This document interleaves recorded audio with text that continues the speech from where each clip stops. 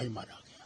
अब चूंकि army chief की तरफ से इंस्ट्रक्शन शायद दी गई है कि उस ब्रिगेड को वहां से चेंज कर दिया गया और उन्होंने आर्मी चीफ ने नॉर्दर्न कमांड को भी हटा दिया है, उसको भी ले गए यहाँ से, देहरादून की एकेडमी में उसको कर दिया है। उससे नहीं होगा, कॉम्पनसेशन देने से कुछ नहीं होगा, नौकरी देने से कुछ नहीं होगा। इसकी तहकीकात होनी चाहिए, ये क्यों हुआ।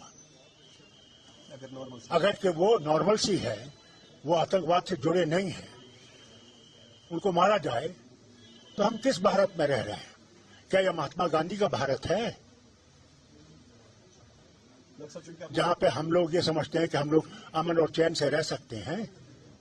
आज नफरतें इतनी बढ़ाई गई हैं कि मुसलमान और हिंदू को ऐसा लगता है हम एक दूसरे के दुश्मन हैं। पार्लियामेंट में आपने और एक बात को हाईलाइट किया था कि पड़ोस की तरफ आपने इशारा किया था कि उनकी स्टेबिलिटी हमारी स्टेबिलिटी है। एक दो दिन से कुछ खदशात जाहिर किए जा रहे हैं कि former prime minister of Pakistan Imran Khan की रिहाई के लिए कुछ इकदाम किए जा रहे हैं, क्या उसका मुस्बत असर हमारे यहाँ पड़ सकता है? देखिए, मैंने हर बार ये कहा है, वाजपेयी जी ने जो कहा था कि दोस्त बदलाए जा सकते हैं, पड़ोसी बदलाए नहीं जा सकते। अगर हम पड़ोसियों के साथ दोस्ती में रहेंगे तो दोनों तरक्की करेंगे, अगर दुश्मनी में रहेंगे तो हम आगे नहीं बढ़ सकते इतनी तेजी से।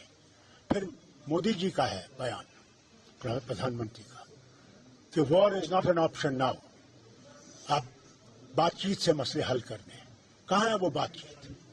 आज इमरान खान छोड़ दीजिए, आज नवाज शरीफ वहां के वजीर आजम बनने वाले हैं, वो चिल्ला चिल्ला के कहते हैं हम बात करेंगे। क्या वजह है कि हम बातचीत के लिए तैयार नहीं है? अगर बातचीत से हमने ये सुलझाया नहीं तो माफी चाहता हूं आपसे कहने का, हमारा भी वही हाल होगा जो आज गाजा का और पैलेस्टीनियन का हो रहा है, जिन पे आज बमबारी की जा रही है इजराइल।